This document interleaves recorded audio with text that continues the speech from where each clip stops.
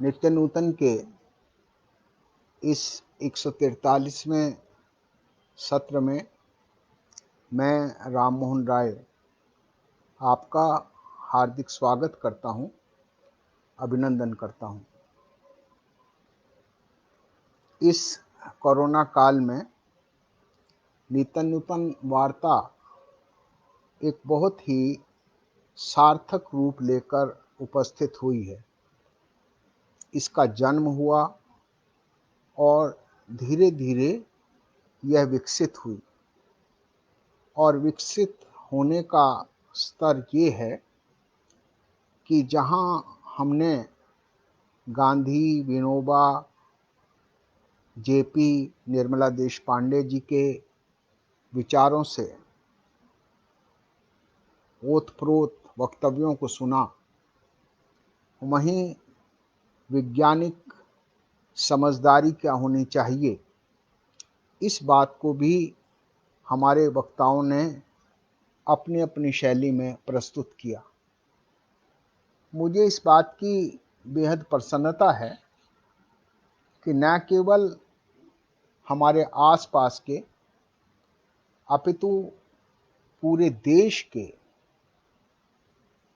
बहुत ही मूर्धन्य विद्वानों ने, जो कि अपने अपने विषय के बहुत जाने माने लोग थे, उन्होंने भी अपनी अपनी बात को रखा। हम बार बार बेशक इस बात को कहते रहे कि नित्य नूतन वार्ता का में प्रस्तुत जो भी वक्तव्य एवं लोगों के कमेंट्स हैं वो निजी हैं। हमारे वार्ता प्रबंधन का सहमत असहमत होना उसके लिए आवश्यक नहीं है। जो इस बात का सूचक था कि हमारी ये वार्ता अगर प्रतिबद्ध थी तो वो शांतिपूर्ण अहिंसक क्रांति के लिए तो थी, परंतु हम किसी भी वैचारिक प्रतिबद्धताओं के साथ हमने इसका संचालन नहीं किया। नित्य नूतन के अनाउंसमेंट में, उसकी उद्घोषणा में ये बात रखी कि नित्य नूतन वार्ता महात्मा गांधी, विनोबा के सर्वोदय विचार से अभिप्रेरित है। और पर मुझे इस बात की खुशी है कि हमारे अनेक मित्र जो गांधी विचार से तो लगाव रखते हैं, उससे तो प्यार रखते हैं, परंतु उनकी राजनीतिक प्रतिबद्धताएं कहीं अलग हैं। उन्होंने भी अपने विचारों को रखा और बहुत ही अच्छे ढंग से रखा। न केवल महात्मा गांधी, विनोबा, सर्वोदय विचार, अपितु शहीद भगत सिंह, राम प्रसाद बिस्मिल, अशफाक उल्लाह खां, चंद्रशेखर आज़ाद जैसे जो क्रांतिकारी लोग थे, उनके बारे में भी नित्य नूतन वार्ता में अपने विचार प्रस्तुत किए गए। महिला सशक्तिकरण पर न केवल हमारी जो निकटस्थ बहनें थी उन्होंने अपने विचार रखे, अपितु पूरे देश की जानी मानी महिला नेत्री भी हमारी नित्य नूतन वार्ता में तशरीफ लाई। मैं अपने मित्रों का बहुत आभारी हूं कि आपका निरंतर सहयोग और समर्थन नित्य नूतन को जो मिलता रहा, उसका परिणाम ये हुआ कि शुरू में हमने एक लाइव टेलीकास्ट करना शुरू किया और फिर हमने सोचा कि हमारे मित्रों की संख्या कुछ बढ़ रही है, वक्ताओं की संख्या बढ़ रही है, तो हमने 2 समय वक्तव्य रखने का समय रखा। मुझे इस बात की प्रसन्नता है कि 2 बार के वक्तव्य रखने पर भी कई बार ऐसी समझ बनती है कि हम इसको और बढ़ाएं। पर सबकी अपनी अपनी विवशता है, सबकी अपनी अपनी मर्यादाएं हैं, सीमित सबके पास समय है। इसको देखते हुए हम लोग आगे नहीं बढ़ाए।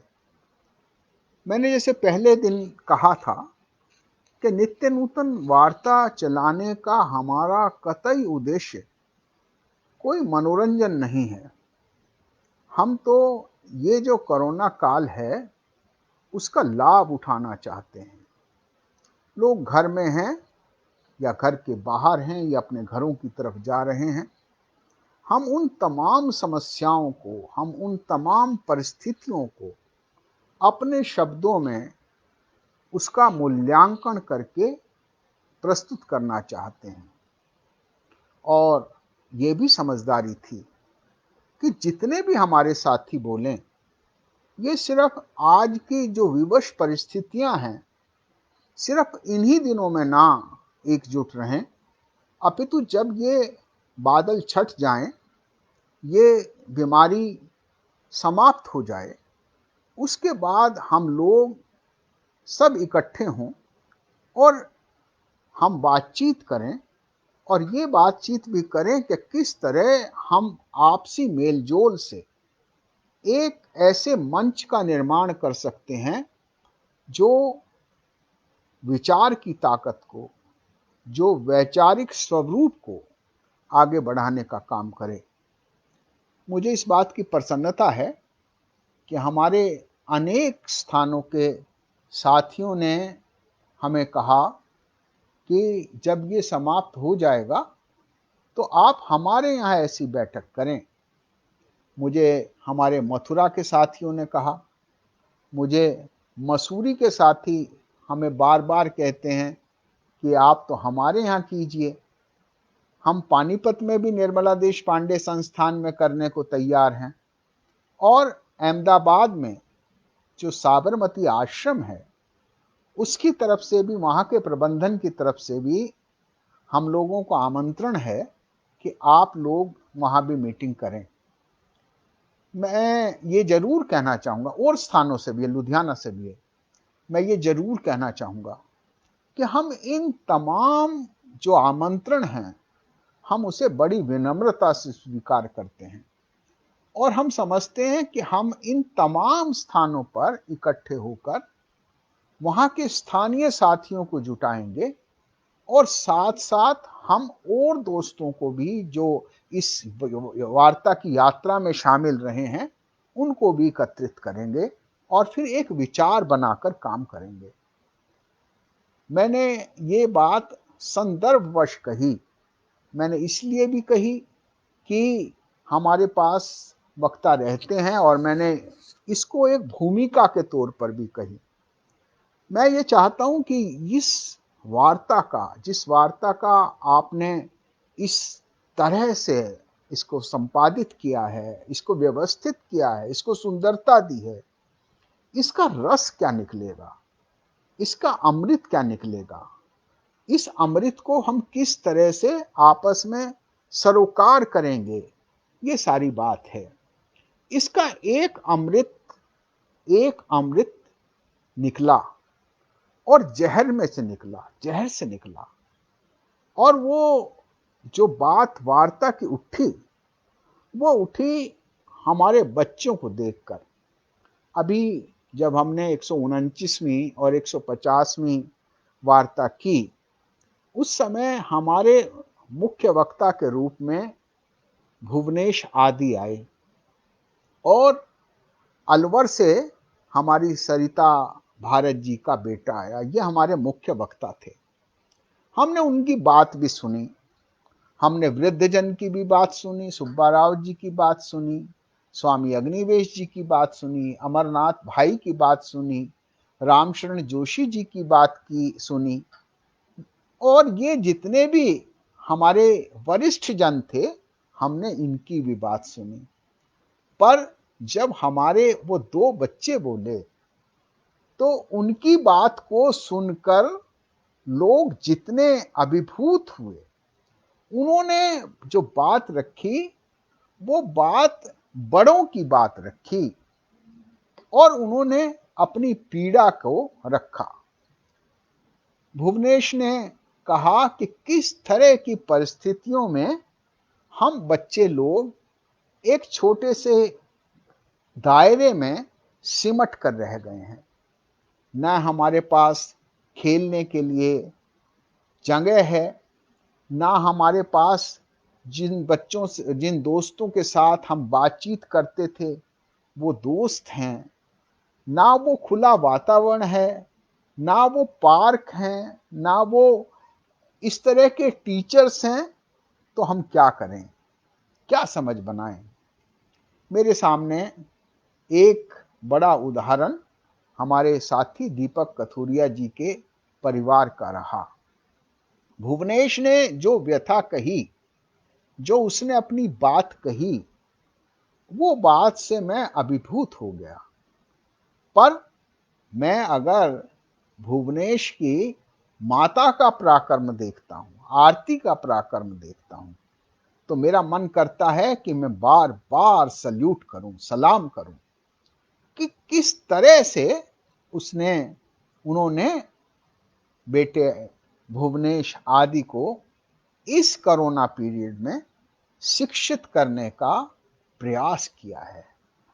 किस तरह से मैं देखता हूं कि वो जब भी बात करें तो पता चलता है कि भुवनेश तो अब कहानियां सुना रहा है, भुवनेश तो ड्राइंग कर रहा है, भुवनेश तो अपनी कोई नई कविताओं को, अपने गीतों को संजोकर उसकी वीडियो लाइव कर रहा है।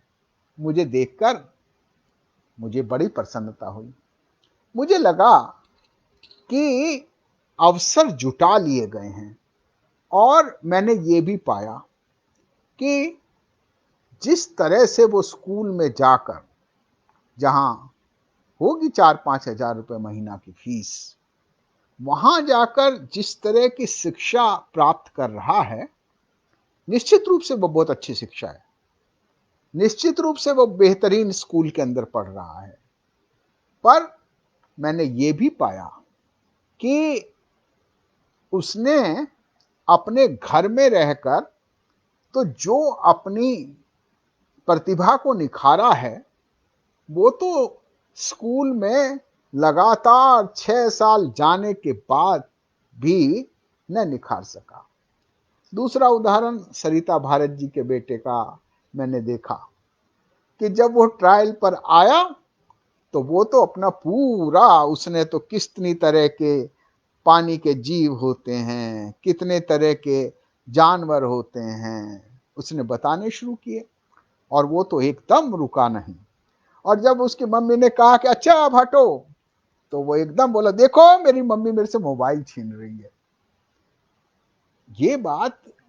ये बात साबित करती है कि बच्चों के अंदर कितना अंदर भाव है जिसे वो प्रकट करना चाहते हैं। मैं एक तीसरा उदाहरण देना चाहूंगा अपने बहुत ही अजीज सिद्धार्थ मस्करी और स्मृति राज का। पिछले दिनों वो हमारे पानीपत में आए। हमारे स्कूल में जो हाल ही अपना स्कूल है, जो स्ट्रीट चिल्ड्रन का एक स्कूल चलाने का हम प्रयास कर रहे हैं, वहाँ उन्होंने बच्चों के साथ तकरीबन हफ्ते भर तक संवाद किया। दिवाली के दिन थे, हमारे आग्रह पर उन्होंने दिवाली हमारे साथ हमारे घर पर मनाई। मैं सिद्धार्थ से और स्मृति से तो प्रभावित हुए बिना नहीं रहा, पर उनके बेटे से बहुत प्रभावित हुआ। मैं सिद्धार्थ और स्मृति की जो यात्रा है, कि जिस तरह से वो पिछले 2 साल से, जिन्होंने अपनी कार में ही अपने जीवन को जीने के ढंग को अर्पित कर दिया। वो कार में ही चलते हैं, अपने जगह जगह रुकते हैं, विद्यार्थियों से संवाद करते हैं, स्कूलों में जाते हैं, वर्कशॉप करते हैं। तो मैंने कहा, ये बेटा भी आपके साथ ही रहता है? उन्होंने कहा, हाँ, ये हमारा बेटा भी हमारे साथ ही रहता है। मैंने कहा, पढ़ता क्या है? तो उन्होंने कहा कि ये होम स्कूलिंग करता है। होम स्कूलिंग करता है? होम स्कूलिंग क्या होती है? उन्होंने कहा कि हमारे साथ रहता है और हम इसको पढ़ाते हैं। और ये जो परिस्थितियां हैं, ये जो स्थितियां हैं, ये जो देश काल है, ये इसको पढ़ाता है। मैंने उस 9 साल के बच्चे से जब जानकारियां चाही तो मैंने देखा कि वो तो बहुत अच्छा वैद्य है। मेरे सिर में दर्द हो गया तो वो तो मुझे कई औषधियां बताने लगा। और सिर्फ औषधियां ही क्यों बताने लगा, उसने तो मेरे यहाँ उंगलियां टिकाई, दबाई और ये कहा इस तरह की क्रियाएं कीजिए। मैंने कहा ये तो बहुत अच्छा योगी हो गया, ये तो बहुत अच्छा वैद्य हो गया। जब कोई जनरल नॉलेज की बात करें तो जो सामान्य स्कूलों में पढ़ने वाले बच्चे हैं उनसे बहुत ज्यादा वह अद्वैत जानता है। मुझे लगा तो अटपटा काम कि देखो ये लोगों ने संकल्प तो इन्होंने किया ना, वनवास तो भगवान राम को हुआ, चलो सीता जी पत्नी थी, इस लक्ष्मण ने क्या बिगाड़ा था। तो मैंने ये कहा, मैंने कहा भाई इस आदि को तो, अद्वैत को तो आप हमारे घर छोड़ जाओ, हम इसको स्कूल में पढ़ाएंगे। पर जब मैंने उसकी प्रतिभा को देखा, जब मैंने उसके संवाद करने के ढंग को देखा, जब मैंने उसके ज्ञान को देखा, तो मैंने इस कहा, सोच समझा कि जो चीज इसको होम स्कूलिंग सिखा रही है, वो कोई भी संस्थान चाहे वो कितना भी महंगा हो, वो इसको मशीन तो बना सकता है, पर इसको एक मनुष्य बनाने में कितना सहयोगी होगा, यह एक संशय पैदा करता है। हमारे शास्त्रों ने भी कहा है, मातृमान पितृमान पुरुषो वेदा, कि माता, फिर पिता, फिर आचार्य। आचार्य का अर्थ भी ये नहीं कहा कि जो स्कूल के प्रिंसिपल हैं वो आचार्य। उन्होंने कहा कि आचार्य कौन, जो शिक्षा देता है। एक श्लोक में कहा, गुरुर ब्रह्मा गुरुर विष्णु गुरुर साक्षात महेश्वरा। अब कई लोग तो कहते हैं कि देखिए गुरु को कहा है, गुरु ही ब्रह्मा है, गुरु ही विष्णु है, गुरु ही महेश्वर है, शिव है। तो जब इसका दूसरा अर्थ देखो तो उन्होंने कहा ब्रह्मा ही गुरु है, विष्णु ही गुरु है, महेश्वर ही गुरु है। तब हम इसी बात कहते हैं, तो जो हमको सिखा रहा है, जो निरंतर हमको सिखा रहा है, वो हमारा गुरु है। तो ये जो तालीम, नई तालीम जिसकी परिकल्पना महात्मा जी ने की, महात्मा जी ने कहा knowledge and work are not separate. ज्ञान और काम अलग अलग नहीं हो सकता। और महात्मा गांधी ने कहा basic education for all, education is a breakthrough in prevalent and traditional system of education, should begin with the teaching of a useful craft to enable him to produce something right from the beginning of his study and training. महात्मा गांधी ने कहा philosophy of life and values.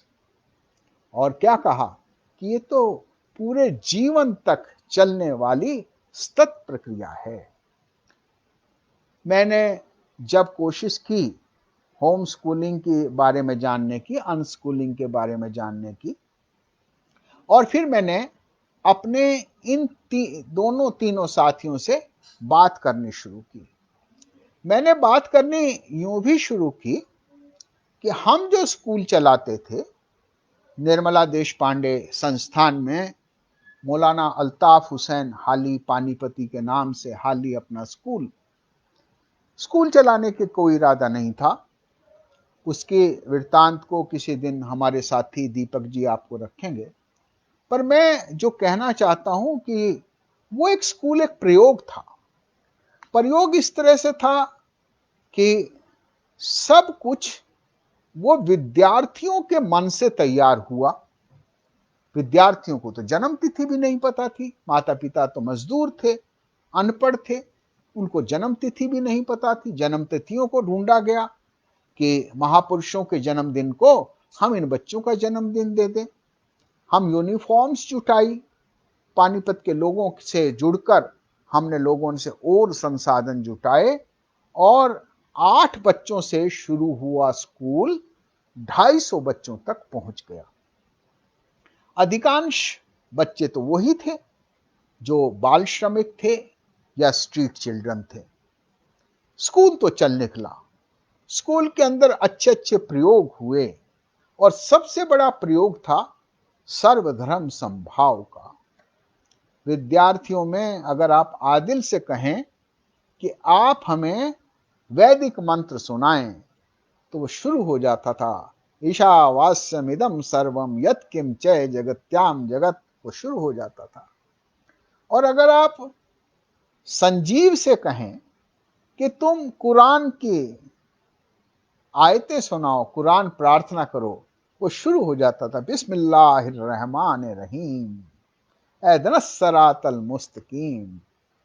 और जब हम लोगों से कहते, अपने बच्चों से कहते, सामूहिक रूप से कहते कि चलो जैन प्रार्थना शुरू करो, तो बच्चे करते नमो हरियंतानम, नमो सिद्धानम, नमो आर्यानम, नमो विज्ञानम, नमो लोए सव्वसाहुनम। बच्चों से हम कहते हैं कि चलो गुरबाणी पाठ करो, वो करते एक ओंकार सतनाम, ये सब पाठ करते। बुद्धम शरणम गच्छामि, हम हम ईसाई मत का पाठ करते। एक नया प्रयोग शुरू हो गया, जहां दिवाली भी उसी उत्साह से मनती जिस उत्साह से ईद मनाई जाती है, जिस उत्साह से गुरपुरब मनाया जाता है, जिस उत्साह से क्रिसमस मनाई जाती है। ये सब कुछ हुआ। 20 मार्च को वहां परीक्षाएं चल रही थी और फिर एकदम 22 मार्च को लॉकडाउन शुरू हो गया। स्कूल बंद। स्कूल के बच्चों का, जो वो 8 बाई 8 की कोठरियों में रहते थे, वहीं वो रह गए, निकले नहीं। हम लोगों ने कोशिश की कि उनके 125 परिवारों को जोड़े रखें। काम था नहीं, अतिथि मजदूर थे, अपने अपने घरों में जाने के लिए तत्पर थे। हम लोगों ने सोचा कि उनको जोड़ लें, ना जाने दें। उनको सूखा राशन आप लोगों की मदद से, जन सहयोग से, प्रशासन की मदद से, कुछ एनजीओज की मदद से हमने उनको लगातार दिए जाने की कोशिश की। लॉकडाउन खुला, कुछ उस लोग तो अपने घरों में चले गए, क्योंकि यहां तो हमने उनको अपने घर दिए नहीं थे। और बाद में मुझे पता चला कि स्कूल नहीं खुला तो हमारे यहाँ तो दूसरी तीसरी क्लास में भी जो ये जो सिस्टम बनाया हुआ है हमने, दूसरी तीसरी क्लास में भी अगर कोई पढ़ने की देखे तो 16 साल के बच्चे को तो 10वीं करनी चाहिए। कई कई तो 12-12, 13-13 साल के बच्चे 10वीं कर जाते हैं। पर दूसरी तीसरी क्लास के हमारे बच्चे भी 14-14, 15-15 साल के थे। नर्सरी में क्योंकि सिस्टम वो है ना, नर्सरी के अंदर भी 12-12, 13-13 साल के बच्चे दाखिल करने पड़ते थे। फिर हम उनका विकास करते थे, पढ़ाना शुरू कर रहे हैं, उनको लिखाना सिखाने की कोशिश कर रहे हैं और कोशिश कर रहे हैं कि वो अपनी आयु के अनुसार कक्षाओं में दाखिल हों। पर ये सब प्रयास विफल हो गए, एक ही झटके में विफल हो गए। स्कूल बंद हो गया।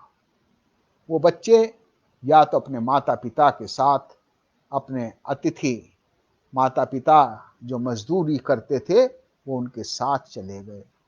और बहुत सारे बच्चे, बहुत सारे, अधिकांश बच्चे जो यहां रह गए थे, जो 14-14, 15-15 साल के हम लोग चाइल्ड लेबर से निकाल कर लाए थे, वो बच्चे जो स्ट्रीट चिल्ड्रन थे, उन लोगों को वहां के जो नारकीय जीवन था उसको निकाल कर शिक्षा की तरफ लाए थे, वो सारा परिश्रम निष्फल हो गया। वो बच्चे पुनः उन्हीं कामों के अंदर जुट गए। अब क्या करें, क्या करें? ये सारे 3-4 उदाहरण, और ये हमारे स्कूल का ही क्यों, जो बड़े बड़े स्कूल हैं जिनकी फीसें 4-4, 5-5 हजार रुपए हैं, कई स्कूल तो ऐसे हैं जो साल भर की फीस ले लेते हैं 1.5 लाख रुपया। सोच भी नहीं सकता आदमी, 1.5 लाख रुपया फीस ले लेते हैं। वो स्कूल बंद हो गए, वो स्कूल धाराशायी हो गए इस कोरोना के सामने। अब क्या करें, किस तरह का एजुकेशन सिस्टम दें? जो एजुकेशन सिस्टम हमने दिया, जो एजुकेशन सिस्टम हमने अडॉप्ट किया, उस एजुकेशन सिस्टम ने तो हमें धोखा दे दिया।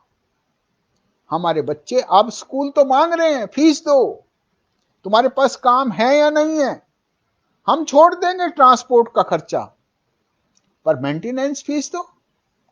और इस तरह के अनेक खर्चे हैं जो वो स्कूल पेरेंट्स से मांग रहे हैं, ये धमकी देकर कि अगर आपने ये अदायगी नहीं की तो ये हम आपके बच्चे को का नाम काट देंगे, स्कूल से अलग कर देंगे।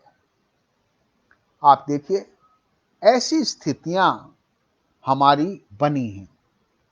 मैंने ये 3-4 स्थितियों को आपके सामने रखने का प्रयास किया, और मैंने फिर खुद भी अध्ययन करने की कोशिश की कि हम अपनी पुरातन जो भारतीय शिक्षा प्रणाली थी उसको भी देखें। मैंने कोशिश की महात्मा गांधी, संत विनोबा, डॉक्टर जाकिर हुसैन और पंडित जवाहरलाल नेहरू, मौलाना आजाद जैसे लोगों ने जो नई तालीम की बात की थी उसको भी देखने की कोशिश करें, उसको भी समझने की कोशिश करें। सबसे बड़ा उदाहरण, सबसे बड़ा महान प्रयोग अगर इस पूरी दुनिया के अंदर हुआ है, वो हुआ है विश्व भारती शांति निकेतन का। शांति निकेतन में गुरुदेव रविंद्रनाथ टैगोर ने जो शिक्षा को प्रकृति के साथ जोड़ने का काम किया, जो उन्होंने मानवता के साथ और अंतर्राष्ट्रीय वाद के साथ, वसुधैव कुटुंबकम, सारी दुनिया मेरा घर है, परिवार है, इस भावना को उसके साथ जोड़ने का काम किया, आदर्शों के साथ जोड़ने का काम किया, और इन 4 सिद्धांतों पर उन्होंने विश्व भारती शांति निकेतन का निर्माण किया। वह एक हमारे लिए प्रेरणा का स्रोत बन सकता है। हम सुनते थे, दर्शन तो करने का अवसर नहीं मिला। दर्शन तो हमारी हेमा बहन ने तो किए, कुछ और साथियों ने भी किए होंगे, पर सुनते थे कि पेड़ों के नीचे बच्चे पढ़ते हैं, पेड़ों के नीचे पढ़ते हैं बच्चे, या नृत्य सीखते हैं, संगीत सीखते हैं, कहानियों के माध्यम से पढ़ते हैं। एक नई प्रणाली गुरुदेव रविंद्रनाथ टैगोर ने शुरू की। एक उदाहरण हमारे सामने वो भी है। हमारे सामने एक भारत के महान योगी, भारत के मैंने छोटा शब्द किया, विश्व के महान योगी श्री अरविंद ने जो शिक्षा का एक परिचय दिया, और शिक्षा पद्धति किस तरह की हो, फिजिकल डेवलपमेंट और होलीनेस, पवित्रता का किस तरह से मिलन हो, इस पर भी उन्होंने अपनी बात कही। एक नई शिक्षा पद्धति को जोड़ने की बात की। क्या ये तमाम, चाहे वो आरती और भुवनेश का हो, चाहे सरिता भारत का हो, चाहे सिद्धार्थ, स्मृति और अद्वैत का हो, चाहे हाल ही अपने स्कूल के अनुभव हों, चाहे आपके बड़े बड़े विद्यालयों में पढ़ने वाले बच्चों के अनुभव हों, चाहे गुरुदेव रविंद्रनाथ टैगोर का, महात्मा गांधी की नई तालीम का अनुभव हो, श्री अरविंदो का अनुभव हो, क्या ये हमारे विश्वविद्यालय नहीं है?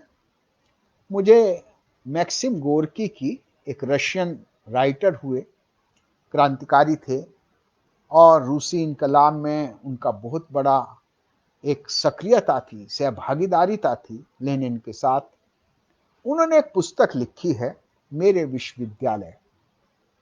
मेरे विश्वविद्यालय का मतलब वो कोई विश्वविद्यालय नाम नहीं दे रहे कि ये तो दिल्ली विश्वविद्यालय, या उन्होंने कहा मेरे विश्वविद्यालय, विश्वविद्यालय के जहां से मैंने बहुत सीखा, जहां से हमने सीखा, हमने समझा, मेरे विश्वविद्यालय। उन्होंने एक पुस्तक लिखी, एक नॉवल लिखा, और उस नॉवल में गोर्की ने जहां जहां, जिस बस्तियों में जाकर, जिन गलियों में जाकर, जिन लोगों के बीच में जाकर, जिन मजदूरों के बीच में जाकर, उनके बच्चों के बीच में जाकर, जो बहुत ही घृणित बदबूदार मोहल्ले थे, उनके बीच में जाकर जो उन्होंने सीखा, उस सारे सीखने का नाम उन्होंने कहा कि ये मेरे विश्वविद्यालय हैं, यहां से मैंने सीखा। तो जो मैंने श्रृंखला बताई है, क्या ये मैक्सिम गोर्की के मेरे विश्वविद्यालय की श्रृंखला नहीं है? क्या हम इन तमाम बातों को जोड़कर, क्या जो हमारे मुकेश दिगानी साथी गन्नौर के अंदर जो चला रहे हैं स्कूल की परंपरा, क्या वो एक स्कूल की व्यवस्था को चला रहे हैं? क्या वो मेरे विश्वविद्यालय नहीं है? क्या ज्ञान विज्ञान समिति के साथी जो अपने अपने ढंग से, जिन्होंने गांवों के अंदर काम किया, क्या वो मेरे विश्वविद्यालय नहीं है? क्या स्वामी श्रद्धानंद जो महात्मा मुंशीराम थे, मुंशीराम अरोड़ा के नाम से वकालत करते थे और बाद में उनका संपूर्ण चिंतन बदल गया और उन्होंने एक विश्वविद्यालय खड़ा कर दिया, जिसको आज हम गुरुकुल विश्वविद्यालय, गुरुकुल कांगड़ी विश्वविद्यालय कहते हैं। आज की स्थितियां अलग हो सकती हैं, आज की स्थितियों में हम किन्हीं और इधर उधर की चर्चा, हम आरोप प्रत्यारोप कर सकते हैं, पर जो प्रयास थे, क्या हम उस प्रयास को मेरे विश्वविद्यालय नहीं कहेंगे? कहेंगे। तो इसलिए मेरे दोस्तों, मेरे साथियों ने मुझे उत्साहित किया, मुझे आरती ने उत्साहित किया, मुझे स्मृति और सिद्धार्थ ने उत्साहित किया, मुझे उत्साहित किया सरिता भारत ने, और ऐसे अनेक बच्चों के माता पिताओं ने, और तकरीबन 250 बच्चों का तो पिता मैं ही हूं, जो हाल ही अपना स्कूल में पढ़ते रहे और जो बंद हो गया तो जिससे मैं दुखी हूं। इन ने मुझे उत्साहित किया कि हम भी एक वैकल्पिक शिक्षा की बात करें। देखिए, अगर हम भेड़िया आया करते रहे और वो बच्चा सिर्फ डराता था, भेड़िया नहीं आता था, लोग निकल पड़ते थे अपने को बचाने के लिए, भेड़िए को भगाने के लिए, पर वो मजाक लगता था। और आखिर में एक दिन भेड़िया आया और उस बालक ने फिर आवाज उठाई, शोर मचाया, भेड़िया आया, भेड़िया आया। सब लोग कहने लगे कि ये बच्चा तो ऐसे ही झूठ बोलता है, ऐसे ही हमको बहकाता है, और इस बहकाने वाले बच्चे की बात पर हम कैसे यकीन करें। पर उस दिन तो सचमुच भेड़िया आया था और वो बच्चे को भी खा गया और लोगों को भी खा गया। ऐसी स्थितियों का क्या हम इंतजार करना चाहते हैं? क्या जब आग लगेगी तभी हम कुआं खोदेंगे? ये स्थितियां बन रही हैं, प्रकृति बना रही है, पूंजीवादी सिस्टम बना रहा है, और जिस तरह से हमारी पूरी की पूरी एजुकेशन पद्धति को बना दिया है सिर्फ व्यावसायिक, जो बच्चों को दिमाग नहीं देता, जो मशीन बनाकर खड़ा कर दिया है। पहले तो ये अनेक वर्षों तक हम यही पढ़ाते रहे, बच्चों को मोबाइल ना देखने दो, बच्चों को टेलीविजन मत देखने दो, बच्चों को इस लैपटॉप वगैरह से अलग रखो। फिर समय आया, ये समय 2-3 महीने का, हरियाणा सरकार ने तो छुट्टियां कर दी, 1 जुलाई से 26 जुलाई तक ग्रीष्मावकाश कर दिया। पर ये कहा कि ऑनलाइन शिक्षा जारी रहेगी। ये मैं एक सरकार की बात नहीं कर रहा, ये मैं बात कर रहा हूं तमाम जो भी एजुकेशन इंस्टीट्यूशंस हैं, जो ये उपदेश दिया करते, हमारे जैसे अभिभावक उपदेश दिया करते, जो आदर्शवाद लोगों को बांटते थे कि नहीं अब ये ना करो ना करो, कंप्यूटर से बचाओ, आंखों पर दिमाग पर असर पड़ता है, बच्चे को मोबाइल से बचाओ। हमने अब एक ऐसी स्थिति पैदा कर दी कि हमने उसको मोबाइल थमा दिया। अगर वो मोबाइल से हटता है तो अब हम कहते हैं कि मोबाइल पकड़, अब ये क्लास शुरू होने वाली है, अब ये क्लास शुरू होने वाली है। जो बच्चे का जीवन था, हंसने का जीवन था, विकसित होने का जीवन था, खेलने का जीवन था, अट्टहास लगाने का जीवन था, वो कैद होकर रह गया है। ये तो एक स्थिति है, आज की स्थिति है। क्या हम उसी दिन उठेंगे जिस दिन भेड़िया आ जाएगा, या हम उसी दिन कुआं खोदेंगे जिस दिन आग लगेगी? हमें वैकल्पिक शिक्षा की तरफ बढ़ना चाहिए, और वो वैकल्पिक शिक्षा कुछ भी हो सकती है।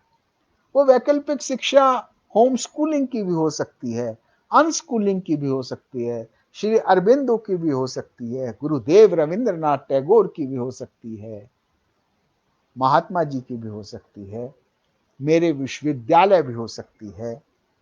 ये तमाम शिक्षाएं हैं जो शिक्षाएं हो सकती हैं, और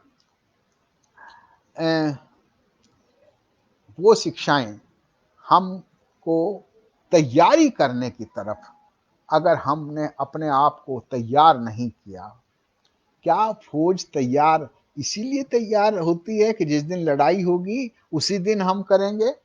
मैं बाबरनामा पढ़ रहा था आजकल, तो उसमें उसने हिंदुस्तान की स्थितियों को लिखा है कि यहाँ की फौज किस तरह से तैयार होती थी।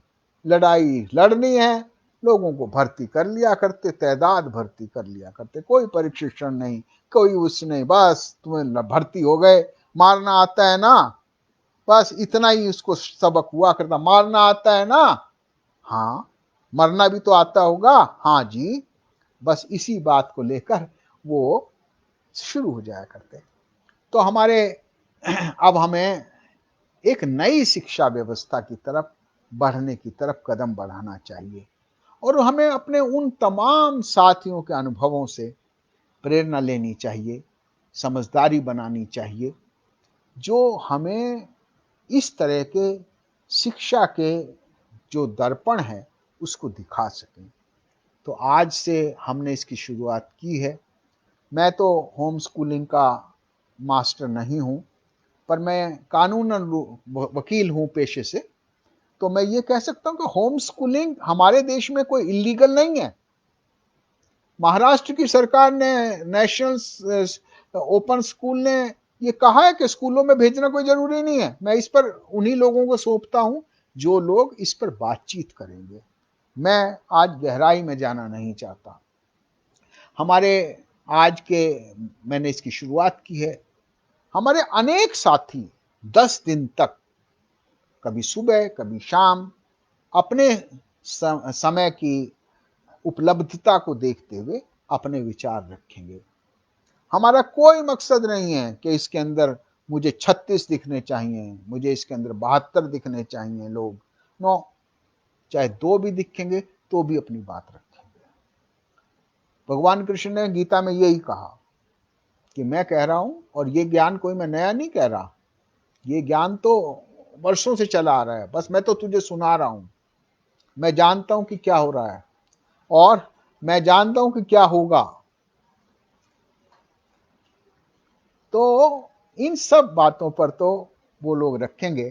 कल 12 बजे हमारी बहुत अच्छी साथी स्मृति राज, जिनके अपने अनुभव हैं, वो इस पर वार्ता रखेंगी। परसों सिद्धार्थ मस्करी इन्हीं इसी विषय पर अपनी बातचीत रखेंगे। 4 तारीख को श्रीमती आरती कथूरिया, जिनके बारे में मैंने बताया, वो अपनी बातचीत रखेंगे। 5 तारीख को सुप्रिया जोशी सुबह अपनी बातचीत रखेंगे और शाम को पमेला अपने विचार रखेंगे। 6 तारीख को आश्वरी बात रखेंगे, आश्वरी माथुर अपनी बात रखेंगे और शाम को अदिति माथुर अपनी बात रखेंगे। 7 तारीख को संजय हार्दिकर और शाम को अर्चना परसाई गहलोत अपनी बातचीत रखेंगे। मैं समझ रहा हूं कि ये एक शुरुआत है। हमारे स्मृति ने एक ग्रुप बनाया है, ग्रुप का नाम दिया है नित्य नूतन होम स्कूलिंग। हम सब विद्यार्थी बनकर उनकी बात को सुनेंगे। आपके पास भी अगर कोई अनुभव है तो आप उस ग्रुप में जुड़ सकते हैं। कोई बात अगर उस ग्रुप में नहीं जुड़ पाए, मुझसे बातचीत कर सकते हैं। अगर मेरा नंबर हो, आप मुझसे बातचीत कर सकते हैं, वरना मैं इनबॉक्स में आपको अपना नंबर भेज दूंगा। आप बातचीत कर सकते हैं और स्मृति इनका संयोजन करेंगी। तो ये बातें हमने रखी हैं और वो अपने अपने और भी साथी लगातार जुड़ेंगे जो अपनी अपनी बात को रखेंगे। मेरी आज सुबह ही अहमदाबाद के मधुसूदन अग्रवाल से बात हुई है। मैं कुछ बातें कहना चाहूँगा। मुझे खूब विदेशों में जाने का अवसर मिला। मैं अगर कहूँ तो मुझे गोरकी ने आशीर्वाद दिया हुआ है, खूब घूमा मैं। तो कुछ लोग तो ऐसे हैं जैसे मधुसूदन अग्रवाल, दिकेन, योगेश माथुरिया। अरे ये लोग तो अमेरिका में थे, अमेरिका में खूब मोटा व्यवसाय करते थे, खूब पैसा कमाते थे, पर एकदम क्या हुआ कि उन्होंने छोड़कर इंडिया आ गए और इंडिया में भी गांव गांव जाकर अलख जगाने लगे। और जैसे निर्मला जी कहा करती कि मुझे क्या मिला है, निर्मला जी कहती, विनोबा जी की बात को उद्धृत करती, मुझे विनोबा ने अभाव का वैभव दिया है। तो ये सारे काम कर रहे हैं। अगर आनंद पैसे में ही होता, अगर आनंद ऐश्वर्य में ही होता, अगर आनंद भोग लिप्सा में ही होता, तो बुद्ध, महावीर जैसे लोग, गुरु नानक देव जैसे लोग, महर्षि दयानंद सरस्वती जैसे लोग, राजा राममोहन राय जैसे लोग, महात्मा गांधी, गुरुदेव रविंद्रनाथ टैगोर तो साक्षात प्रतिमूर्ति हैं। ये तमाम लोग हमको नहीं दिखाई देते, हमको नहीं मिलते। सुज्ञान मोदी जी जैसे महात्मा के महात्मा हैं, वो उसके लेखक भी हैं पुस्तक के, और महात्मा के महात्मा जैसे उनके गुरुदेव हैं। ऐसे ही मैं कई बार मानता हूं कि मेरे गुरुदेव अगर इन शब्दों में तो सुज्ञान मोदी जी हैं, उनका मुझे आशीर्वाद मिला है। उन्होंने कहा अत्यंत मार्मिक, हमारा अनुभव भी ऐसा है। नोएडा में 3 वर्षों से श्रमिकों के बच्चों के लिए पंचशील इंटर कॉलेज में चला रहे हैं। 100 दिनों से स्कूल अस्त व्यस्त है। लगता है नई शुरुआत करनी पड़ेगी और इन वार्ताओं से रास्ता बनेगा। ऋषि अरोड़ा जी, what was the impact of homeschooling on the interpersonal skills and social skills of child? If you could please share. Yes sir. ऋषि अरोड़ा जी, हम इन सब पर बातचीत करेंगे, पर मैं चाहता हूं कि ये दायरा हम आज ही समाप्त ना करें। आपके इन तमाम प्रश्नों को और जो और भी प्रश्न आएंगे, उन तमाम प्रश्नों को हमारे जो योग्य, अनुभवशील वक्ता हैं उनके पास हम पहुंचाएंगे और उम्मीद करते हैं कि आपकी ये बातचीत और आपकी जो प्रश्न हैं वो उन सब तक पहुंचेंगे। श्री भगवान शर्मा जी का कहना है कि आप बड़ा काम कर रहे हैं, बहुत ज़रूरी है। आज के दौर में ज़्यादा से ज़्यादा युवाओं को जोड़ने की कोशिश करनी चाहिए। श्री भगवान शर्मा जी, आपका धन्यवाद। और जब मैं आपके नाम की बात करता हूं तो मुझे सहसा ये अपने गुरु निर्मला देश पांडे जी का स्मरण हो जाता है कि आपने किस तरह से कर्तव्य निष्ठा से उनका काम, उनके साथ काम किया। ऋषि अरोड़ा जी, मैं आपके इस प्रश्न को भी उन तक ही पहुंचाऊंगा। Alternate way of schooling like home schooling etcetera are good options. As you told that in coming days, some experts will elaborate and how to accomplish it. So looking forward to these sessions. हाँ, thank you ऋषि अरोड़ा जी। हम इन तमाम बातों को आपके सामने रखने की कोशिश करेंगे। मुझे बड़ी खुशी है कि मेरी बहन जुबेदा नोमानी पाकिस्तान से इस बात को, हमारे इस सेशन को देख रही है। वाओ, कृष्णा कांता जी भी देख रही हैं। पायल परवीन जी, बहुत दुख की बात है, ये जल्द से जल्द ही बीमारी ठीक और बच्चे फिर स्कूल में आए, हम कामना करते हैं। ठीक है Parveen ji. Zubeda Nomani ji, same here in Pakistan, Pakistan के अंदर भी यही हालत है। बिल्कुल यही हालत है। यही हालत पाकिस्तान के अंदर क्यों है, बांग्लादेश के अंदर भी है, पूरे दुनिया के अंदर ये हालत है। कल मेरी ग्रैंड डॉटर का बर्थडे था, वो अमेरिका रहते हैं, सियाटल में। आजकल बहुत एक बीमारी वर्चुअल टेलीकास्ट हो रहा है, वर्चुअल रैली, उन्होंने कहा वर्चुअल बर्थडे मनाया। मैं देख रहा था कि वो बच्चे एक पूरे पूरे घर के अहाते में किस तरह से रहते हैं, ये सारी स्थिति है। मैं एक नाम बताना भूल गया, फिरदौसी आलम का। फिरदौसी आलम बांग्लादेश में हैं, हमारे यहाँ आई और हमारे परिवार के साथ वे तकरीबन 25 दिन रही। उनकी बेटी मिशेल कभी भी हिंदी स्कूल में नहीं गई, पर इतनी अच्छी हिंदी बोलती है। और माँ की हालत ये थी, माँ एक बहुत अच्छी वहाँ की आर्टिस्ट है, स्टेज आर्टिस्ट है, छोटे पर्दे की आर्टिस्ट है। माँ को हिंदी आती नहीं थी और अंग्रेजी में भी वो हमारी जैसी ही थी, और हमें बांग्ला आती नहीं थी, पर भावों की एक दूसरे के आदान प्रदान से हम सारी बात समझते थे। और कभी भी कोई दिक्कत आती तो एकदम मिशल हमारा अनुवाद करती। 8 साल की बच्ची। मैंने कहा भाई तुमने यहाँ कैसे सीख ली हिंदी, किसी स्कूल में गई कि नहीं गई, तो फिर कैसे सीखी? उसने कहा कि मैं जो ये टीवी पर कार्टून वो आते हैं उनको देख देख कर हिंदी सीख गई। मेरे एक दोस्त थे अफगानिस्तान, वहाँ जब मैं रशिया में था, अफगानिस्तान के, वो भी बहुत अच्छा हिंदी बोलते थे। तो मैं पूछता तुम हिंदी कहाँ से सीखे? उन्होंने कहा हम सिनेमा देख देख कर हिंदी सीख गए। तो अब आप समझिए ना कि हमें किसी भी ज्ञान अर्जित करने के लिए कहीं किसी छत्र के नीचे जाने की जरूरत नहीं है, अनुभव सिखाते हैं। तो ये मैं आपको बता रहा था कि ये भी हमारे अनुभव हो सकते हैं। जुबैदा नोमानी जी, आपका तो मैंने शुक्रिया अदा किया ही है, और सुदर्शन आहूजा जी का बहुत बहुत शुक्रिया इस रूप में भी कि सुदर्शन जी हमारे हर कार्यक्रम से जुड़ते हैं। मैंने उनको अनेक बार आग्रह किया कि आप तो बहुत विद्वान हैं, आप भी अपनी बात रखिए, पर वो एकदम मुझे टाल जाते हैं। राम सिंह चौधरी जी, हमने आपके भी अनुभव सुनने हैं एक दिन, कि जिस तरह से ऑर्गेनिक ढंग से आप खेती कर रहे हैं और जिस तरह से एक आप डेयरी गौशाला बनाकर और विशुद्ध रूप से गाय के दूध, मक्खन, लस्सी का लोगों तक पहुंचाने का काम कर रहे हैं, ये एक बहुत अद्भुत काम है। मैंने कोशिश की। कॉमरेड दरियाव सिंह जी कश्यप, बहुत बहुत धन्यवाद आपको, हैप्पी बर्थडे भी, कि आप भी हमारी बात को सुन रहे हैं। स्मृति राज जी को तो मैंने कहा ही, सुज्ञान मोदी जी की मैंने आपके सामने बात रखी थी। और प्रिया लूथरा जी हमारे स्कूल की, हाल ही अपना स्कूल की हेड मिस्ट्रेस रही, बहुत चिंतित हैं। मैं जानता हूँ उनकी चिंता को भी, उनके पीड़ा को भी जानता हूँ कि मैं तो कुछ तब भी अपने आप को निकाल लेता हूँ, पर जो पीड़ा, जो भावनाएं प्रिया के अंदर है, उनके साथियों में है, पूजा के अंदर है, रोजी के अंदर है, वो बहुत ही अकल्पनीय है और मैं उसको सलाम करता हूँ।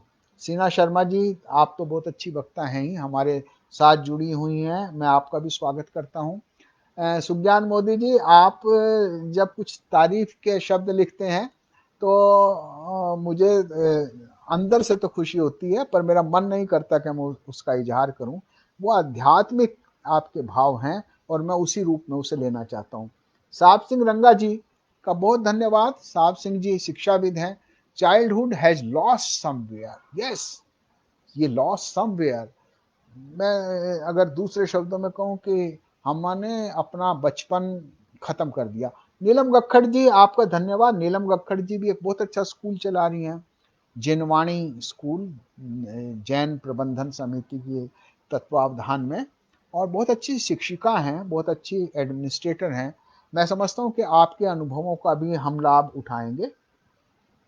ऋषि अरोड़ा जी की तो मैंने बात कही है, और वैसे दीपक जी बात कर रहे हैं। रीता धर्मरीत जी, आपका स्वागत है। और अभाव, हाँ, सुज्ञान मोदी जी, आपने बहुत अच्छा कहा।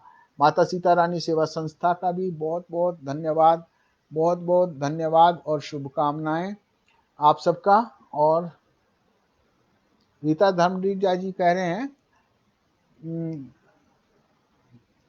हृदय से आभार व्यक्त करती हूँ कि आपने एक मंच बनाया ऐसे समय में जब अधिकतर लोग स्वयं को अकेला महसूस कर रहे हैं। सचमुच ये ठीक है, इस मंच से हम सब लोग जुड़ेंगे और हम इस मंच को एक व्यापकता देंगे, एक स्थायी रूप देने की कोशिश करेंगे। मेरे साथी जिस तरह से मदद कर रहे हैं, वीना भल्ला जी, आपका धन्यवाद। वीना भल्ला जी ने लिखा है, जय कृष्णा मूर्ति जी की भी यही शिक्षा पद्धति है। ठीक कहा, हम उसका भी अध्ययन करेंगे। मेरी गुरु निर्मला देश पांडे जी तो उससे जुड़ी हुई थी, जय कृष्णामूर्ति जी के उस आंदोलन से। उनके पिता श्री पी.वाई. देश पांडे जी तो अनेक वर्षों तक उनके काम के साथ जुड़े रहे, उनके साथ रहे वाराणसी में। उनका उसके बारे में भी लेंगे।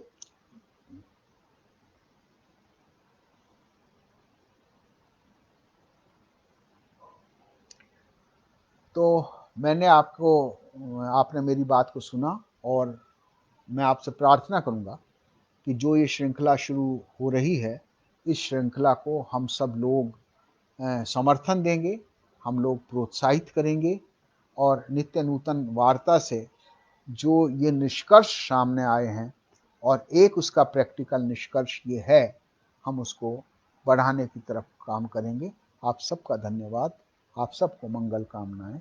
नमस्ते, जय जगत, आदाब, अस्सलाम वालेकुम, सत श्री अकाल, गुड आफ्टरनून।